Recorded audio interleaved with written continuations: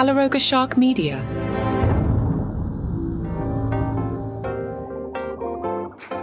Hi there, I'm Johnny Mac with your daily comedy news. So I've been trying to get back in the habit on Fridays of recapping late night. Don't worry, you didn't download the wrong episode. It's Saturday, calm down. But I didn't do it yesterday because we had so much Shane Gillis to get through. I really like yesterday's episode. If you missed it, check that one out. So here are some of the better late night jokes from the week.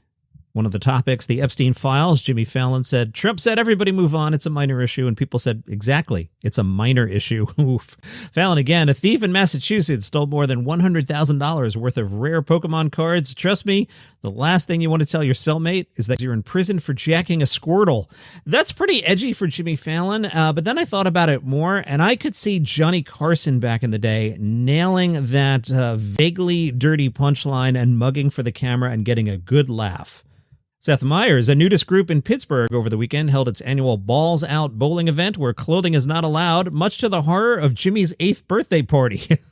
I like that twist there at the end.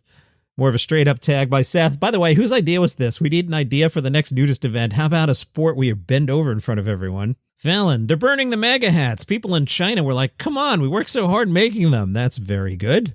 Is Jimmy Fallon quietly handing in great monologues? Because Colbert's not. Oh, I did the prep, and I didn't pull any Colbert jokes. Fallon again. The excuses are getting worse and worse. Today, Trump was like, a dog ate the Epstein files, then people in Ohio ate the dog. That is fantastic. Seth Meyers, the dating app Bumble has announced plans to lay off about 30% of its staff, and it's pretty cool how they're doing it. No, yes, no. Fallon, a woman in California, said her home is being flooded with hundreds of unwanted Amazon packages. By the way, an unwanted Amazon package is how Lauren Sanchez described her honeymoon. Also great. Seth Meyers. In honor of National Hot Dog Day, the convenience store Circle K offered 2 roller grill hot dogs for $1 because that's what they used to cost back when they were first placed on the roller. But Jordan Klepper for the win. Lauren Boebert had suggested that Trump appoint Matt Gaetz special counsel for the whole Epstein business. Jordan Klepper slammed it with, you want Matt Gaetz to investigate underage sex trafficking? I guess it makes sense in a game-recognized game way. I can see Matt Gaetz pulling up to R. Kelly's house saying, I'm putting together a team. Fantastic. Randomly, I saw a note that Jay Leno, according to NBC, hosted more than 4,600 episodes of The Tonight Show, which was the most of any of the 6 hosts in the show's history.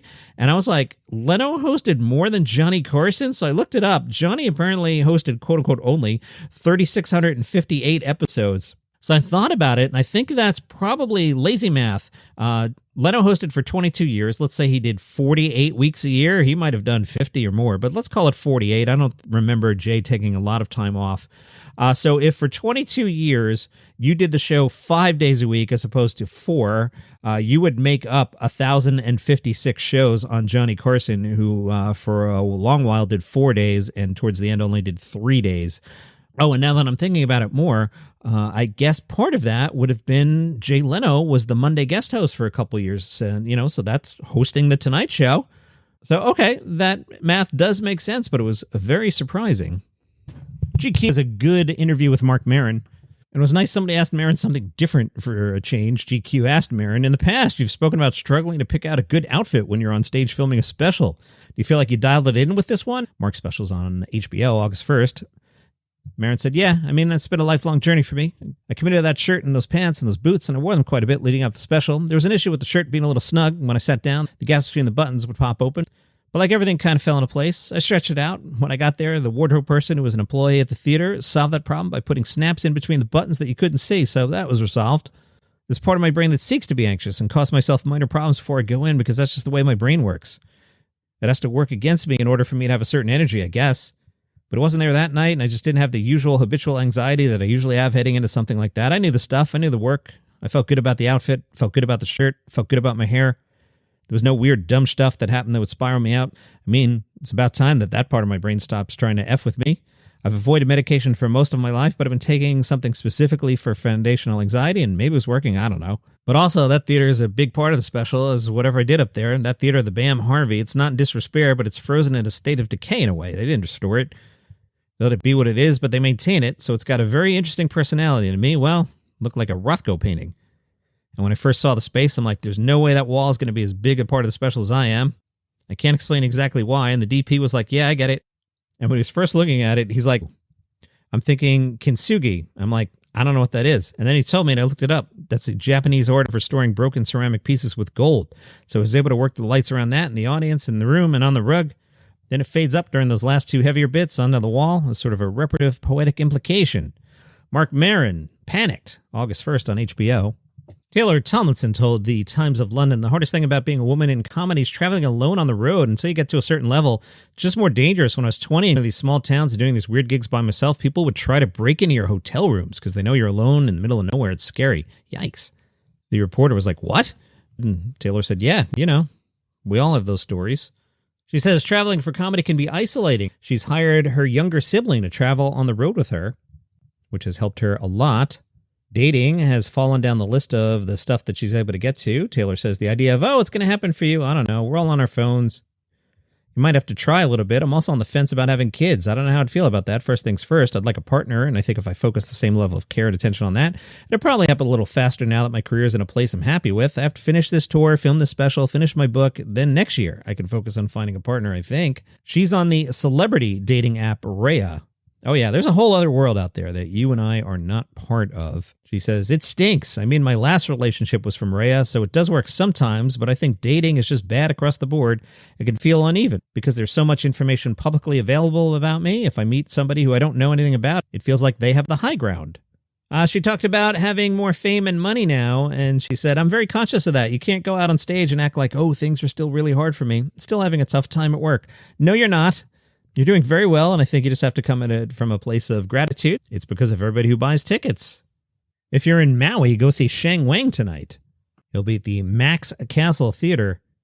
He told Maui News, I'm always trying to pay attention. I'm always trying to be present and just see what's happening. Then collecting little moments, little observations you notice that could be obviously hilarious, or it could just be something interesting that's not obviously humorous, but shared in a funny way.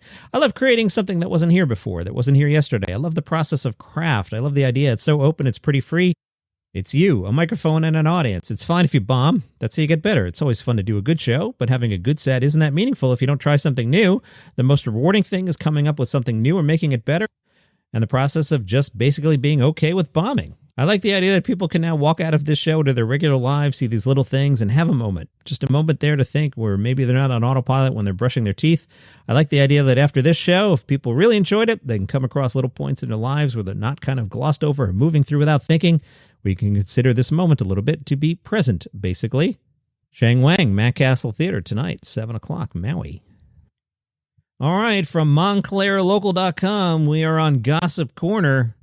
Montclair Local was wondering what was going on at Montclair High School the other day because there was a new sign. The school had apparently been renamed Aldrin High School.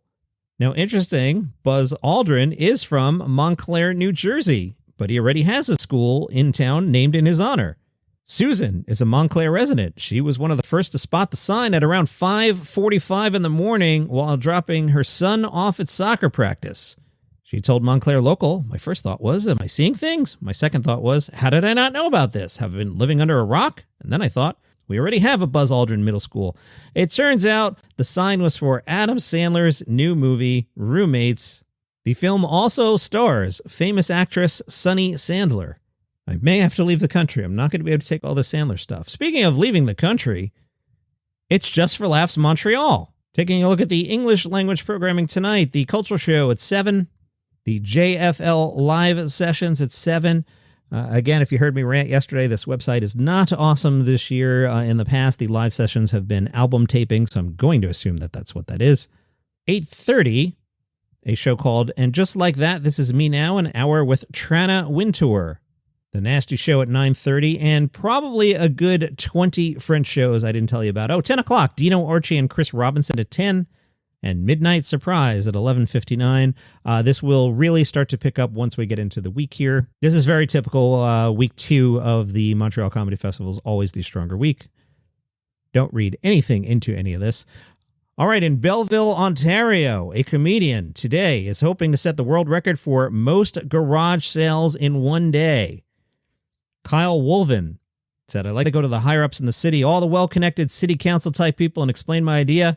And then it took one person to say, that's not a bad idea. We should try and do something like that. Well, today, the community will aim to set a Guinness World Record for greatest number of yard sales. There does not appear to be an official record yet, but there's an event in the U.S. called the 127 yard sale, which claims to be the world's longest yard sale, crossing 6 states and 690 miles. Wow. Wolven said, people can't help but love yard sales. If they see one, they get this urge to go and stop at it, even though most of the stuff there they don't want, or they have already at home. But when you see a yard sale, you go, oh yeah, cool. Come on. What do they have over there? You can look at their stuff and be like, oh my goodness, you bought like 2 of those singing bass fish that hang on the wall things? I'll give you $3.50 for those. Well, good luck with your record, sir. And that is your comedy news for today. See you tomorrow.